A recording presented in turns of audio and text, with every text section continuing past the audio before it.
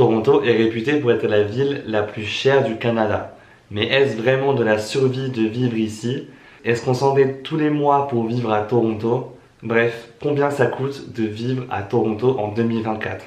Hello, hello, j'espère que vous allez bien. Aujourd'hui, on se retrouve pour une nouvelle vidéo sur la vie au Canada et notamment à Toronto. Moi, c'est Rems, j'ai 25 ans et en octobre 2022, on a tout quitté en France avec mon copain pour partir vivre notre rêve en PVT au Canada. Et je documente tout ça, que ce soit sur Instagram et ici sur YouTube.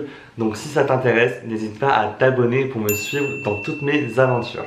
Aujourd'hui, je voulais aborder ce sujet qui est très intéressant, surtout si vous prévoyez et que vous avez le projet de venir vivre ici au Canada et notamment à Toronto, pour vous donner un petit peu une overview de toutes mes dépenses mensuelles du coup en étant ici.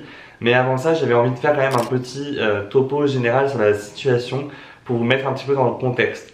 Donc premièrement, on est venu à deux du coup, on vit en plein centre-ville de Toronto, dans un condo comme ils appellent, donc les buildings avec plein d'installations dans les parties communes, et on a un appartement avec une chambre et un den, donc c'est à dire qu'il y a un espace en plus de la chambre pour une partie bureau, une partie chambre d'amis si vous voulez. Mais voilà, on n'a pas deux chambres à part entière, mais on a une chambre et un den. Deuxième chose à prendre en compte, c'est qu'on est arrivé fin 2022 et qu'on a déjà vu pas mal de prix qui ont évolué depuis qu'on est arrivé. Mais je vous en parlerai à la fin de la vidéo, donc restez bien jusqu'à la fin pour avoir toutes ces informations en plus. Et troisième point à prendre en compte, du coup, vu qu'on vit en plein centre-ville, on a beaucoup de choses à proximité. On a un métro, on a beaucoup de restaurants et de bars juste à côté. Et on fait du coup pas mal de choses à pied ou en vélo. Si vous vivez un peu plus loin dans la périphérie de Toronto, il y aura aussi ce genre d'éléments à prendre en compte dans votre budget. Pour commencer cette vidéo, j'avais envie de faire aussi un petit point sur tout ce qu'on ne paye pas en fait tous les mois, tout ce qui est inclus dans telle ou telle chose, et je vais tout de suite commencer avec la télé, le câble. On a choisi nous de ne pas avoir la télé, les chaînes canadiennes sur notre télé. On paye juste du coup l'abonnement d'internet pour avoir la wifi, mais on n'a pas accès du coup à la télévision canadienne puisque ça représente quand même un budget d'à peu près 100 $ par mois, internet et la télé. Du coup, nous, on a voulu économiser un petit peu à ce niveau-là, puisqu'en plus, on ne regarde pas plus que ça la télé. On regarde surtout des séries et des films, donc on n'avait pas forcément besoin de cet aspect-là. Ensuite, la deuxième chose, c'est qu'on n'a pas de voiture. Donc, qui dit pas de voiture, dit pas de place de parking non plus à payer. Et sachez qu'ici, à Toronto, c'est environ 200 $ par mois pour une place de parking. Donc, c'est vite une dépense assez importante à rajouter au budget si vous avez une voiture. En parlant de voiture, du coup, vu qu'on n'en a pas, on n'a aussi pas besoin de payer d'assurance voiture. Et il faut savoir qu'ici en Ontario, malheureusement, c'est une des provinces où les assurances sont les plus chères pour les voitures. Il faut compter entre 250 et 450 $ par mois, j'ai envie de dire. Nous, on avait fait le test du coup pour un minivan. Il fallait compter à peu près 380 $ par mois pour assurer ce type de voiture-là. Bien sûr, ça dépend du type de voiture que vous avez, de votre ancienneté. Et il faut savoir qu'ici au Canada, il y a très peu d'assurances qui prennent en compte votre ancienneté que vous aviez dans votre pays d'origine. Du coup, vous vous retrouvez quand même assez souvent à devoir payer plein pot vos assurances puisque vous avez l'équivalent de 0 année de conduite. Mais même ceux qui ont des années d'ancienneté ici au Canada, les assurances voitures ici en Ontario sont réputées pour être les plus chères. Donc c'est quand même un gros budget à prendre en compte dans vos dépenses mensuelles. Encore une fois, ça s'ajoute au prix du parking et bien sûr au prix de la voiture initiale. Donc les frais de voiture, c'est quand même un gros budget que nous, on est content d'éviter et que pour l'instant, on n'a pas forcément besoin de dépenser. On continue avec les choses qu'on ne dépense pas tous les mois. On ne dépense pas d'argent pour une salle de sport puisque comme je le disais au début de la vidéo, on vit dans un condo, donc qui est un building avec une salle de sport qui est incluse dans nos charges et dans notre loyer du coup. Donc on n'a pas à payer mensuellement en plus une salle de sport. Maintenant ça c'est quand même propre à chacun. Je sais qu'il y a beaucoup de gens qui aiment aller à la salle de sport pour avoir une communauté ou pour avoir vraiment des cours de sport et des classes de sport. Maintenant dans un condo c'est pas forcément le cas. Tu as accès du coup à la salle de sport mais tu n'as pas de coach sportif, tu n'as pas de prof, tu n'as pas de cours, tu n'as pas de moyen de faire des choses avec d'autres personnes. Donc voilà, c'est vraiment en fonction de ce que vous préférez, mais nous on ne paye pas de salle de sport, c'est inclus dans notre loyer. Autre chose, c'est qu'on a fait le choix de ne pas prendre un forfait de téléphone canadien, puisqu'ici, encore une fois, les forfaits explosent les budgets, je trouve. En arrivant ici, du coup, on a comparé un petit peu les différentes options qui s'offraient à nous, et nous, on a choisi de garder notre forfait français du coup, et d'ajouter à cela du coup une application qui nous génère un numéro de téléphone canadien. Donc l'application s'appelle Fongo, et du coup on est joignable par n'importe qui ici au Canada avec ce numéro qui nous a été généré par l'application. Et j'avoue que ça nous fait quand même pas mal économiser, puisque j'ai regardé là encore dernièrement, pour avoir 50 gigas d'internet, donc je trouve que c'est vraiment très peu. Il faut payer quand même 44 dollars plus taxes par mois, donc c'est quand même un gros budget aussi les forfaits de téléphone ici au Canada. Donc pour l'instant on touche du bois, mais on est quand même bien content d'avoir cette solution pas trop chère. L'autre chose à prendre en compte, c'est qu'on ne paye pas de mutuelle slash benefits, puisque c'est offert par l'employeur de Bastien du coup. Il faut savoir que certaines entreprises vont prendre en totalité les frais de la mutuelle. Certaines vont vous prélever une petite partie de la cotisation sur votre salaire directement. Et si vous n'avez pas ces options-là qui sont proposées par votre entreprise, c'est possible aussi de prendre une mutuelle par soi-même, mais du coup il faudra payer entre 100 et 200 dollars par mois pour avoir du coup l'accès à cette mutuelle. Mais ça, je vous invite à vous renseigner correctement auprès de votre employeur ou en faisant vos recherches sur internet. Sachez aussi que pour la mutuelle, si vous êtes en couple, il y a moyen de bénéficier de la mutuelle de votre conjoint. Par exemple, si vous n'en avez pas, comme c'est mon cas à moi personnellement, mon entreprise ne m'offre pas de mutuelle, donc du coup je bénéficie des avantages de la mutuelle de Bastien. Et par contre, si moi aussi j'avais eu une mutuelle, on aurait eu la possibilité carrément de cumuler nos deux mutuelles, donc c'est-à-dire avoir double budget au niveau de nos mutuelles, et ça c'est quand même assez cool. Donc si vous êtes en couple, c'est vraiment un bon tips à savoir. Et dernier point de cette situation globale avant de passer au vif du sujet et à toutes mes dépenses mensuelles, je voulais aussi préciser qu'on ne prend que très rarement des Uber ou qu'on se fait livrer des Uber Eats. On est vraiment ceux de la team qui utilisent le plus possible les transports en commun ou, comme je disais, le vélo ou à pied. Et on aime aussi beaucoup cuisiner, donc du coup on préfère aller au restaurant quand on ne cuisine pas plutôt que de se faire livrer quelque chose à domicile. Ça rentre en compte aussi dans un budget qu'on ne dépense pas mensuellement, puisqu'on fait quand même assez attention à ce niveau-là. On passe tout de suite à la partie que vous attendez tous, la partie où je vais vraiment détailler toutes mes dépenses mensuelles, point par point, catégorie par catégorie, partie par partie, histoire que ça soit assez clair pour vous en vous donnant un maximum d'informations pour que vous puissiez avoir une idée globale de tout ce que je dépense par mois. Encore une fois, ce genre de sujet c'est vraiment propre à chacun. Donc c'est pas parce que moi je dépense comme ça que tout le monde va dépenser comme ça, mais je serais vraiment curieux d'en apprendre plus en commentaire, donc n'hésitez pas à me dire aussi ce que vous en avez pensé à la fin de la vidéo. On commence tout de suite avec la partie la plus logique. Il faut bien qu'on ait un toit du coup pour se loger, et on paye tous les mois notre loyer de 2300 dollars. C'est effectivement une des villes au Canada où les loyers sont les plus chers.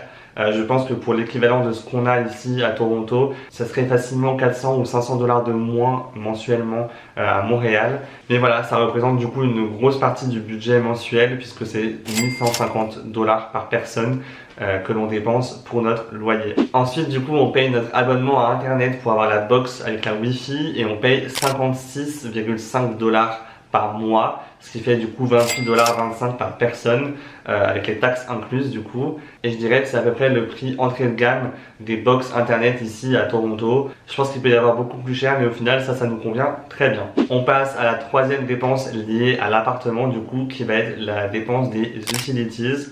Donc là-dedans j'inclus l'hydro du coup, qui comprend l'électricité et l'eau, et on paye en moyenne 64 dollars par mois pour nous deux.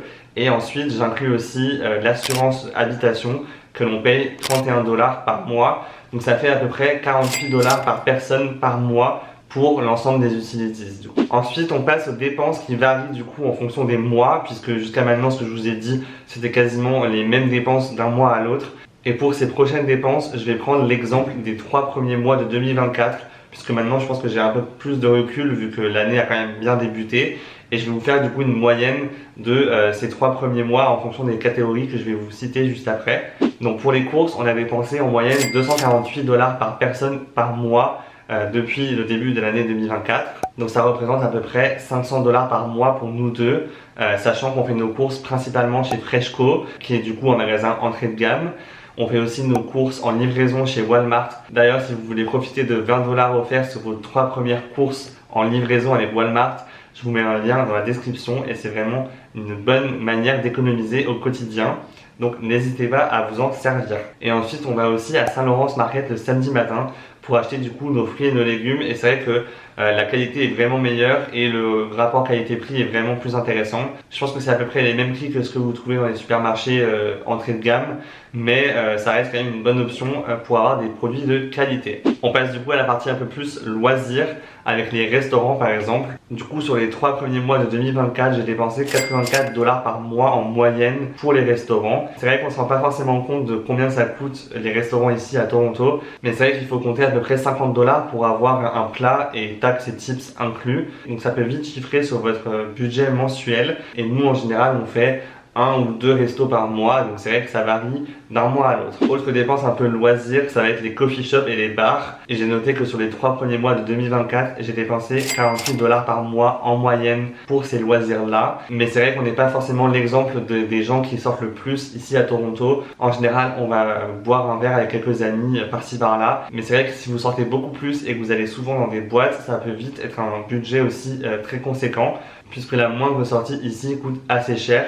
Il faut compter par exemple 12 $ une bière ou 18 $ un verre de vin ou un cocktail dans un bar. Et pour vous donner un exemple, il faut compter à peu près entre 6 et 8 $ pour un café latte. Donc voilà, vous l'aurez compris, l'addition peut vite chiffrer à ce niveau-là, suivant la fréquence à laquelle vous aimez sortir, faire la fête et profiter de la vie nocturne ici à Toronto.